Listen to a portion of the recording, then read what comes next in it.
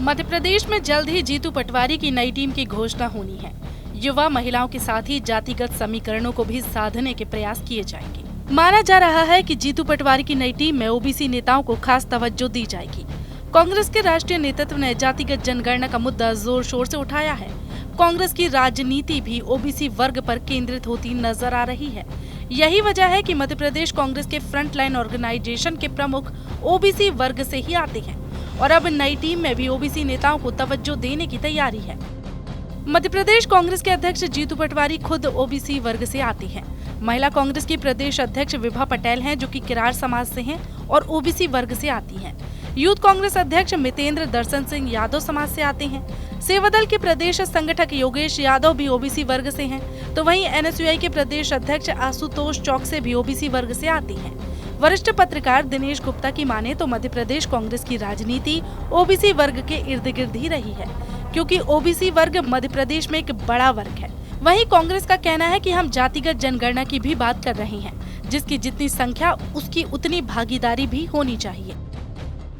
मध्य प्रदेश में जो आबादी है उसमें वैसे भी जो अन्य पिछड़ा वर्ग है ओबीसी है वो 50% से ज़्यादा है। इसका जो है भले ही कोई सेंसस ना हो, कास्ट सेंसस ना हो, लेकिन सभी जानते हैं कि उससे ज़्यादा है।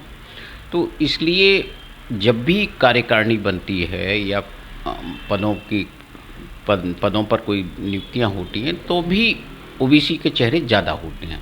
लेकिन जो मौजूदा राजनीति है इसमें अब आइडेंटिफाई करना पड़ता है कि ये ओबीसी है, ये एससी है, ये एसटी है, क्योंकि जो स्थितियां हैं वो जातिगत जनगणना से जुड़ी हुई हैं, कांग्रेस के मुद्दे से जुड़ी हुई हैं।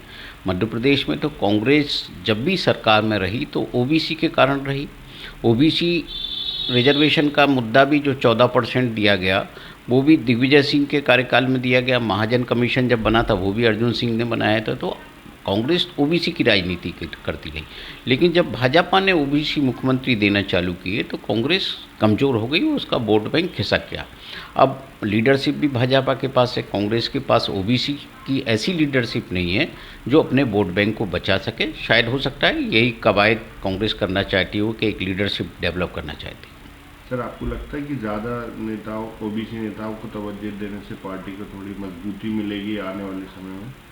देखिए, कोई भी पार्टी केवल आबादी के अनुसार आप यदि तवज्जो दे देंगे उससे मजबूत नहीं होती। मजबूत होती है ऐसे चेहरे होना चाहिए जो समाज में स्वीकार हैं। आप किसी को भी उठा के बना देंगे उससे कोई फ़ायदा नहीं है। सब स्वीकार हैं, समाज में स्वीकार हैं, समाज के जाने पहचाने चेहरे हैं, तो ज़रूर फायदा होता है। देखिए, निश्चित रूप से अब हमारे नेता राहुल गांधी जी जाति जनगणना की बात कह रहे हैं और वो ये कह रहे हैं जिसकी जितनी संख्या उसको उतना अधिकार मिलना चाहिए। राजनीति में अगर हम उनको अधिकार नहीं देंगे तो आगे कैसे बढ़ेंगे। और मध्य प्रदेश में क्योंकि 50% से ज़्यादा पिछड़ा वर्ग के लोगों की संख्या है तो कार्यकारिणी में निश्चित रूप से उनकी संख्या ज़्यादा होगी। अगर मध्य प्रदेश में जो वर्ग ज़्यादा है कार्यकारिणी में वही ज़्यादा आएगा ना, इसमें गलत क्या है।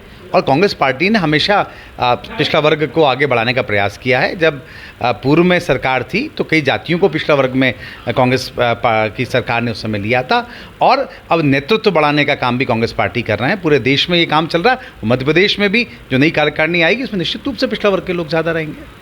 अगर एक नजर भाजपा संगठन पर डाली जाए तो भाजपा ने ओबीसी लीडरशिप को बढ़ावा देकर ओबीसी जाति वर्ग को अपने साथ काफी हद तक करने में सफलता पा ली है। बीते 20 सालों में भाजपा ने उमा भारती, बाबूलाल गौर, शिवराज सिंह चौहान और डॉक्टर मोहन यादव को मुख्यमंत्री बनाया है। ये सभी ओबीसी वर्ग से हैं। महिला मोर्चा, युवा मोर्चा और किसान मोर्चा के प्रमुख भी ओबीसी वर्ग से आते हैं।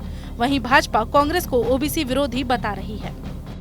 देखिए, कांग्रेस पार्टी ने सदैव ही ओबीसी के वर्ग को छलने और ठगने का काम किया है। अरुण यादव जी के शब्दों में कहे तो उनकी लगाई हुई फसल को काटने के लिए हमेशा अन्य नेताओं को बुलाया गया। सबसे पहले उनके पिता जब सुभाष यादव जी को मुख्यमंत्री बनाने की बात हुई तो दिग्विजय सिंह को मुख्यमंत्री की कुर्सी पर बिठा दिया गया और जब अरुण यादव जी के नेतृत्व में मध्य प्रदेश में कांग्रेस पार्टी सरकार बनाने के करीब आई तो कमलनाथ जी को भेज करके उनकी फसल को काटने का काम किया गया। मध्य प्रदेश ने ही देश में भी कांग्रेस कांग्रेस पार्टी लगातार ओबीसी वर्ग को छलने और ठगने का काम करती रही है। हमने देखा, चाहे वह केलकर कमेटी की रिपोर्ट को लागू न होने देना हो अथवा ओबीसी आयोग को संवैधानिक दर्जा न देने की बात हो, यह तमाम षड्यंत्र और पाप कांग्रेस पार्टी ने किए। मंडल कमीशन के विरोध की बात हो और अपने नेतृत्व में ओबीसी वर्ग को समायोजित न करना हो, यह कांग्रेस का हमेशा से ही चरित्र रहा है। आज कांग्रेस पार्टी संगठन के भीतर प्रतिनिधित्व देने की बात कह करके ओबीसी वर्ग को भरमाना चाहती है, जबकि मध्य प्रदेश का ओबीसी वर्ग का व्यक्ति यह बात जानता है कि सर्व समाज को लेकर के चलने का काम भारतीय जनता पार्टी की सरकार ने किया है। हमारे 4 मुख्यमंत्री लगातार ओबीसी वर्ग से रहे हैं और केंद्र के मंत्रिमंडल में सर्वाधिक ओबीसी वर्ग को प्रतिनिधित्व देने का काम हमारी सरकार ने किया है। सबसे ज्यादा सांसद हमारी पार्टी से ओबीसी वर्ग के जीत के आए हैं और लगातार सभी सामाजिक वर्गों को उनका न्यायोचित मान सम्मान देने का काम हमारी सरकार और पार्टी आगे भी करती रहेगी। अब देखना होगा कि जातिगत समीकरण साध कर अपनी नई टीम बनाने में जीतू पटवारी कितने सफल होते हैं और इसका कितना लाभ आने वाले समय में कांग्रेस को मिलता है। भोपाल से TV9 के लिए आमिर खान की रिपोर्ट।